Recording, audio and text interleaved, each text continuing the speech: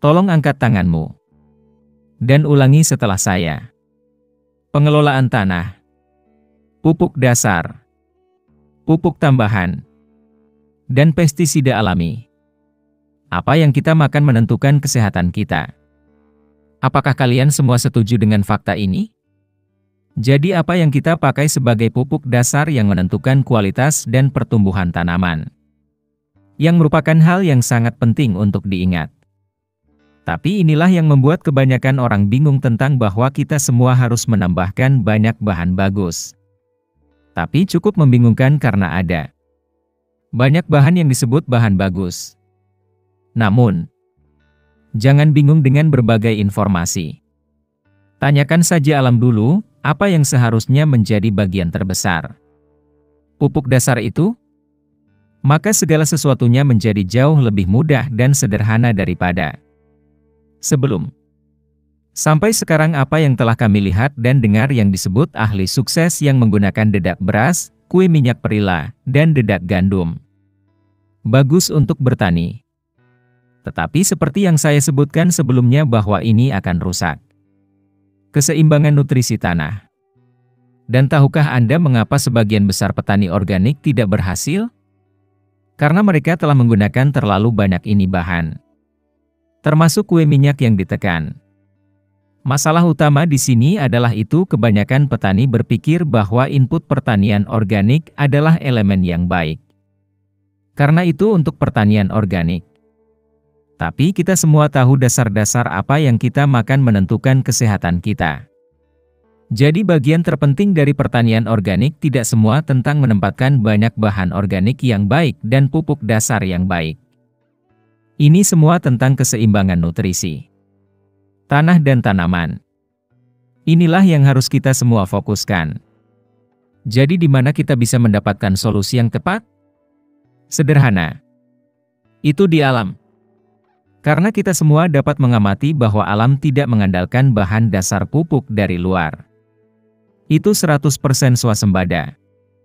Daun ini yang bisa Anda lihat dari gambar adalah ekstrak nutrisi.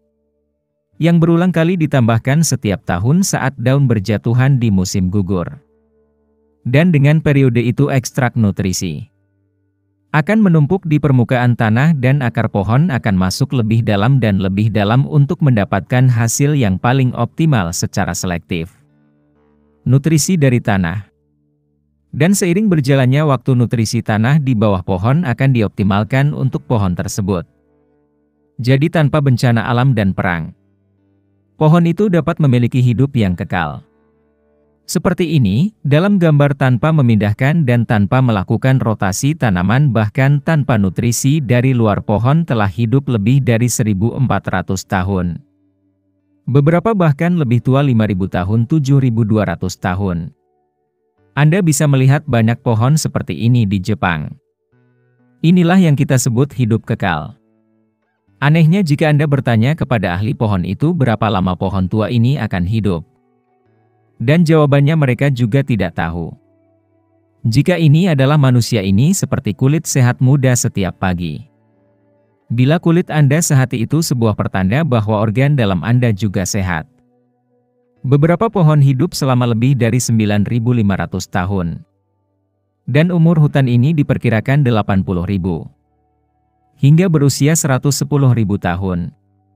Bahkan, pohon-pohon itu mampu mencapainya. Hasil ini dengan monocropping. Tidak ada pohon yang melakukan rotasi tanaman. Di mana di dunia kita dapat menemukan yang terbesar ini pokok dan bukti pemupukan dasar. Ini adalah bukti yang menarik. Saat kalian mendengarkan, mereka yang memiliki kebun buah sudah mendapat jawaban tentang cara mencari pupuk dasar untuk pohon. Cobalah untuk tidak mengandalkan masukan dari luar. Gunakan saja rumput sebagai pupuk dasar. Saya tahu ada begitu banyak yang disebut informasi bagus di kepala Anda tentang berbagai bahan organik. Tapi aku minta maaf untuk memberitahumu itu tidak pernah diatur dan dikenali sebagai apa yang benar-benar bagus. Setiap orang seperti menggedor bahan yang berbeda untuk menyelesaikan masalah keseimbangan tanpa ada kepastian. Apakah Anda bingung? Kemudian ikuti saja alam. Orang di gambar ini adalah Kwangika Kim, yang memiliki pohon pir berusia 100 tahun. Dan satu pohon anggur ini yang memiliki 4.500 batang anggur, yang terkenal dengan jumlah dan kualitas buah anggurnya. Dan kesamaan dari kedua petani ini adalah itu. Metode pemupukan dasar mereka sangat dekat dengan cara alam. Tolong ulangi setelah saya. Pupuk dasar mandiri alam. Jadi apakah rotasi tanaman ada di alam? Tidak. Tidak ada rotasi tanaman di alam. Jika Anda melihat di dunia saat ini tidak ada satu orang pun yang berbicara tentang manfaat tanaman tunggal. Kecuali aku. Tetapi jika Anda dapat mengamati alam, Anda tahu bagaimana sistem bekerja. Pohon-pohon merontokkan daun-daun serta ranting di permukaan membuat tanahnya subur dan mengoptimalkannya sendiri. Dan itulah alasan mengapa di metode Jadam kami tidak merekomendasikan rotasi tanaman. Kami menanam tomat tepat di tempat yang sama dan masukkan kembali sisa tomat ke dalam tanah. Begitulah caranya agar tomat bis tumbuh sehat dan menghasilkan kualitas tinggi. Sama halnya dengan cabai dan poin kuncinya di sini adalah tidak peduli apa yang akan kita buang pada residu normal, busuk, atau berpenyakit kembalikanlah ke permukaan tanah. Karena proses ini melanjutkan nutrisi. Tanah akan dioptimalkan untuk tanamannya. Percayalah, inilah cara saya mendapatkan hasil ini selama beberapa tahun terakhir. Namun, ada perbedaan antara cara bertani manusia dan cara bertani secara alami. Dan perbedaannya adalah kami menjual hasilnya tetapi konsumen kami tidak pernah mengembalikannya kepada kami. Residu yang merupakan nutrisi. Itu berarti mineral di dalam tanah hilang. Bukan? Pertanian yang menguntungkan tidak mungkin dilakukan tanpa mengisi ulang. Nutrisi hilang. Jadi kita harus mengisi kembali mineral yang sudah dikosongkan ke dalam tanah. Dan solusinya adalah meniru apa yang sedang dilakukan dimiliki alam sendiri. Seperti yang Anda lihat, beberapa petani kebun menggunakan perlindungan tanaman seperti gandum hitam sebagai pupuk dasar. Dan juga pemerintah Korea Selatan kami memberikan benih secara gratis. Jika Anda menghitung jumlah yang dapat Anda hasilkan sekitar 20 ton dari 1000 meter persegi. Ini mungkin sedikit merepotkan. Tetapi Anda bisa memanfaatkan daun-daun yang gugur dan tanaman penutup sebagai pupuk dasar alternatif yang bagus. Setelah itu ditanam saat tumbuh. Potong penutupnya tanaman mungkin 2 kali selama musim semi untuk dipersiapkan. Dan beberapa gandum tanaman pertanian di muka. Karena dengan cara ini dia tidak akan kehilangan kesayangannya ekstrak hara yaitu daun yang gugur. Saat angin bertiup. Rahasia kualitas tinggi dan hasil tinggi. Buah adalah semua tentang ini. Semua petani ini menggunakan daun yang gugur sebagai pupuk dasar mereka, karena mereka tahu ini adalah pupuk dasar terbaik untuk tanaman dan pohon. Anda bisa menggunakan hal-hal seperti kue minyak perila nanti setelah ketika Anda melakukan bertani di pangkalan ini.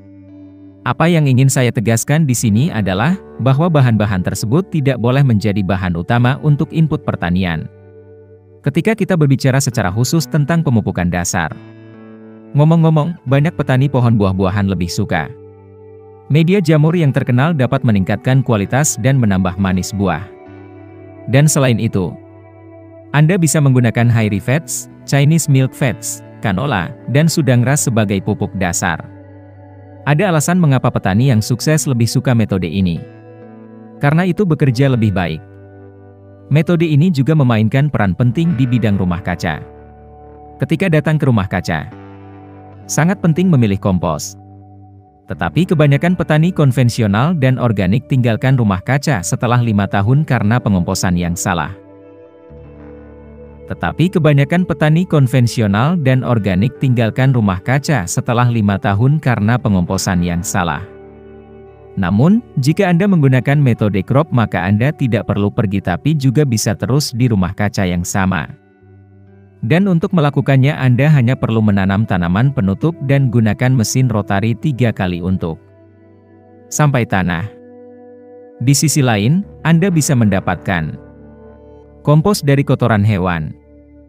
Tapi berapa rasio kotoran dari kompos? Banyak digunakan?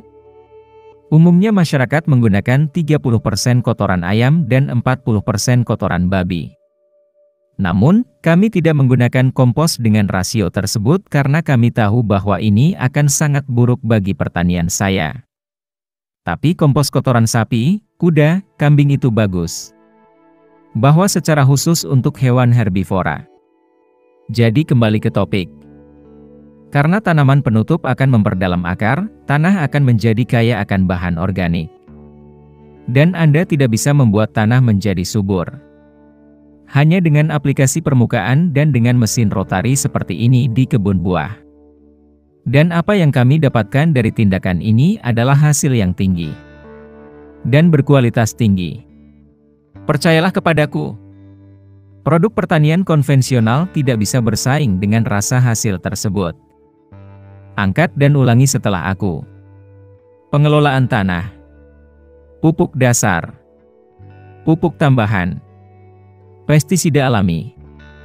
Jadi pastikan bahwa Anda akan menyediakan 80% hingga 90% input dengan menggunakan tanaman penutup atau sisa tanaman Anda. Dan jika Anda membutuhkan lebih banyak nanti kemudian tambahkan kotoran sapi yang diberi makan rumput. Bagi mereka yang merupakan petani sukses semua menggunakan kotoran sapi. Tetapi jika Anda tidak memiliki kotoran sapi berlebih lalu tambahkan kompos yang berisi kurang dari 35% dari kotoran hewan. Yang saya gunakan setiap tahun. Kompos yang saya gunakan adalah kompos organik yang mengandung 35% kotoran ayam yang dicampur dengan serbuk gergaji. Dan saya percaya rahasia lain untuk kesuksesan saya dalam bertani juga karena menggunakan hak kompos. Yang telah saya gunakan selama bertahun-tahun. Jadi seperti yang kita tahu bahwa apa yang kita makan menentukan kesehatan kita, dan kami akan melakukan apa yang kami ketahui. Baik.